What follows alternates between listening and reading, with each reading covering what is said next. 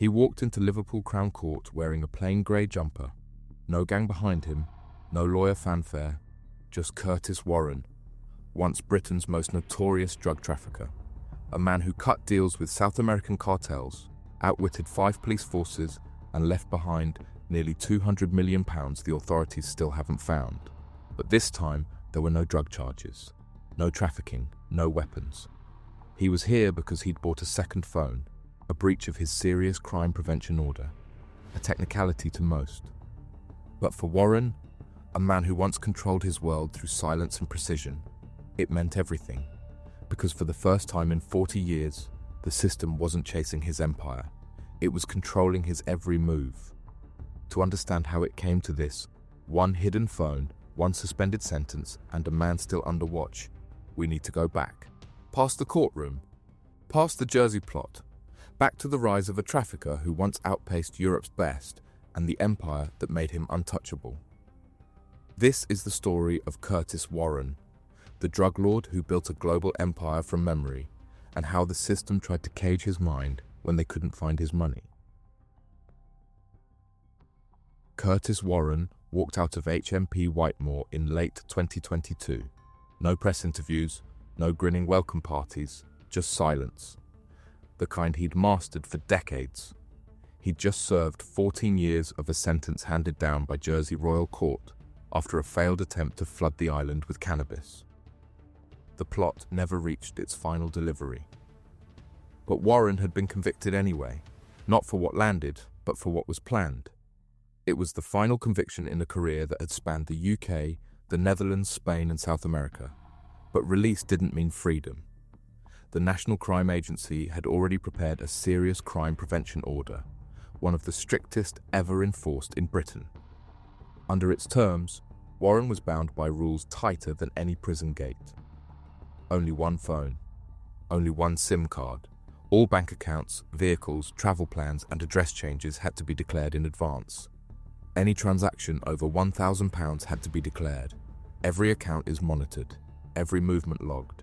He couldn't use encrypted apps, couldn't travel abroad without permission.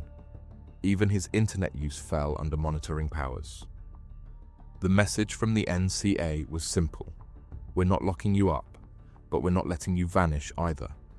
This wasn't standard release protocol. It was part of the agency's lifetime offender management program. Warren, they believed, was the kind of criminal who didn't stop just because he'd served his time. And the scale of his past, the money still missing, the contacts still unaccounted for, meant no risk could be taken. Warren didn't speak publicly, no statements, no denial. He accepted the conditions, at least on paper. But less than a year later, the conditions he'd accepted quietly started to crack. The conditions were clear, but by mid-2023, Curtis Warren had broken them all. It started with a routine compliance check by the National Crime Agency. At his flat in South Tyneside, officers recovered a second mobile phone, hidden, unregistered, and in direct breach of the Serious Crime Prevention Order. But the search didn't end there. An envelope of undeclared cash sat on the kitchen side, £1,000 in notes. Close to the reporting threshold, but not logged, not disclosed. On a shelf, they found a bank card in the name of John Harrison, a false identity Warren had allegedly used to pay off fines and insurance. There were also active accounts that hadn't been declared to the NCA. More breaches followed. Warren had travelled to Alicante, Spain, without approval. He'd also moved to a new address in Birkenhead, again, without informing the authorities. Each step was a violation. Taken alone, they were minor. Together, they painted a different picture. In August 2024, Warren appeared at Liverpool Crown Court. He pleaded guilty to 6 breaches of his SCPO. A 7th was taken into consideration. The judge, Recorder Andrew Maneri KC, handed down a 14-month sentence but suspended it for 18 months, meaning Warren walked free. There was no evidence of new criminal activity, no new drug plot, but the court made clear, one more breach and he'd be back inside. The NCA issued a public warning. The message was aimed not just at Warren, but at anyone watching. Lifetime offenders stay on the radar. But to understand why the authorities are still watching Curtis Warren, you need to know what came before. And from here, the real story begins. Before the headlines, before the manhunt, Curtis Warren was just another name in Toxteth, South Liverpool.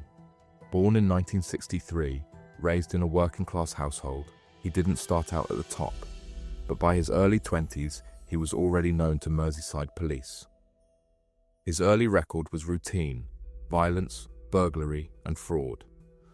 But what marked him out wasn't what he did. It was how quickly he learned. Warren didn't chase chaos. He studied patterns, watched who controlled the money, who moved without being seen. He took jobs as a bouncer, working Liverpool's club doors in the 1980s. To most, it was muscle work. For Warren, it was something else: access. Through the clubs came contacts with dealers, couriers, small-time operators, and through them, the first European connections. By the end of the decade, he was running consignments of cannabis from the Netherlands. He kept things tight: no chatter, no paperwork. More importantly, no loose ends. While others took notes and used phones, Warren relied on his photographic memory. He remembered names, routes, prices, and codes, and told no one. He operated behind layers, never directly tied to drugs, never in the room for the exchange. Police said they'd never seen someone manage such volume with so little exposure. His contacts expanded: France, Spain, Amsterdam, Morocco. But he wasn't a courier. He wasn't moving someone else's weight. Warren was already building something bigger. But he wasn't just moving gear for others. He was building something of his own. An operation that would stretch across continents and shake Europe's drug economy to its core. By the early 1990s, Curtis Warren wasn't just another trafficker. He was a supplier, a broker, a man who didn't need middlemen because he went straight to the source. He forged links with the Cali Cartel in Colombia, one of the most powerful drug organizations in the world at the time. Through those connections came ton-level shipments of cocaine, heroin, and cannabis routed through Spain, the Netherlands, and into the UK. Warren didn't flood the streets, he supplied the people who did. His system ran on discipline and simplicity. There were no phone calls, no texts. He used public payphones, coded notes, and face-to-face exchanges. Conversations were short, names were never spoken, and when something was said, it was remembered, never written. He structured his operation with deliberate distance.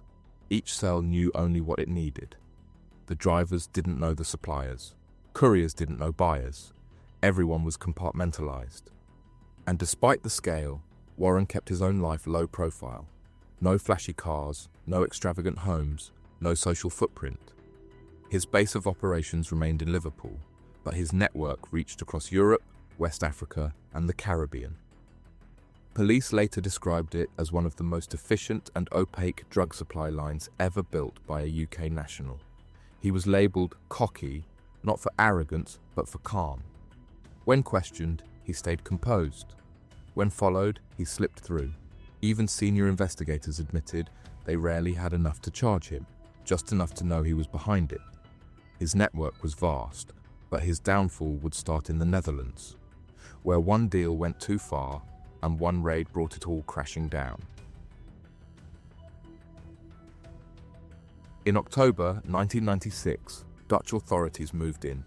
They tracked a shipment of cocaine linked to Warren's organization and launched a coordinated raid in Sassenheim, a quiet town outside Amsterdam. What they found wasn't just drugs, it was a fortified drug hub. Inside, over 400 kilograms of cocaine, 60 kilograms of heroin, 1,500 kilograms of cannabis resin, and dozens of firearms, including submachine guns, grenades, and ammunition. On top of that, they recovered encrypted notes, coded shipping instructions, and forged identity documents. The total value of the seizure was estimated at over £100 million.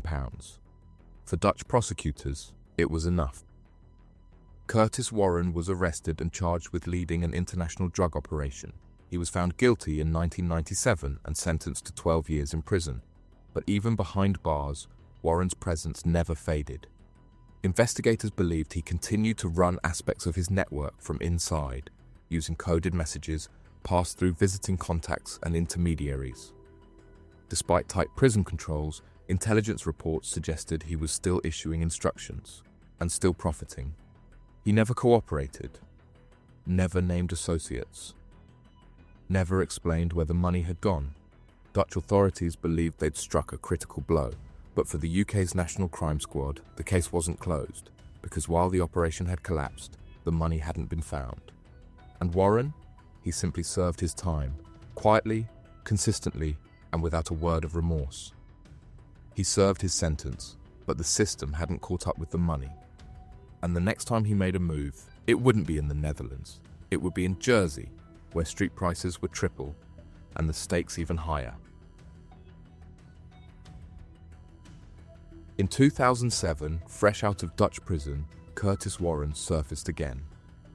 This time, it wasn't Amsterdam or Liverpool. It was Jersey, a quiet island with a sharp drug premium. The opportunity was simple. Prices for cannabis were more than 3 times higher than on the mainland. For Warren, it meant one successful shipment could bring a 7-figure profit. But the island wasn't as quiet as it looked, and the National Crime Agency was already watching. Operation Floss had begun. Warren's new network used public phone boxes to send and receive coded messages. No mobiles, no traceable calls. The team believed the old methods would protect them, but the NCA had anticipated it and began intercepting communications, tracking movements, and placing covert surveillance around key locations. The plot was in motion. Tons of cannabis resin were to be shipped through Amsterdam, routed towards the Channel Islands. But before any product landed, the surveillance case was built. Warren and 5 others were arrested. No drugs were seized, there was no delivery. But the planning alone was enough. In 2009, Warren was convicted in Jersey's Royal Court of Conspiracy to import cannabis. The court made clear his reputation and role made him the principal architect. He received a 13-year sentence, one of the longest handed down on the island at the time. It wasn't the scale of his previous trafficking, but the intent was enough. Once again, Warren was locked up. But this time, British authorities weren't just interested in the plan, they wanted the money. Even behind bars, he wasn't done making headlines. Because while the case was closed, the profits were not, and the courts were about to chase what they believed he still controlled. In 2013, 4 years into his sentence for the Jersey cannabis plot, Curtis Warren faced a new threat, this time from the Proceeds of Crime Act. The courts weren't chasing a new offence, they were chasing old money. The UK's Assets Recovery Agency had been tracking Warren for years, building a case that his drug profits, made from shipments stretching back to the 1990s, had never been touched. No houses, no cars, no trace. But investigators believed the money hadn't vanished. It had simply been hidden. In court, prosecutors demanded he repay £198 million, the estimated value of his illicit fortune. Warren claimed he had nothing, no access to funds, no control over offshore accounts. The court didn't accept it. He was given 28 days to comply. He didn't. No payments were made, no assets recovered. In response, the court imposed an extra 10 years to be served on top of his existing sentence. It was one of the largest confiscation orders in UK criminal history, and yet, not a single pound was ever retrieved. To this day, the money remains unaccounted for. Authorities believe Warren used a mix of coded communication, trusted intermediaries, and offshore banking structures to secure his wealth. With no names, no emails, and no paper trail, tracking it became almost impossible.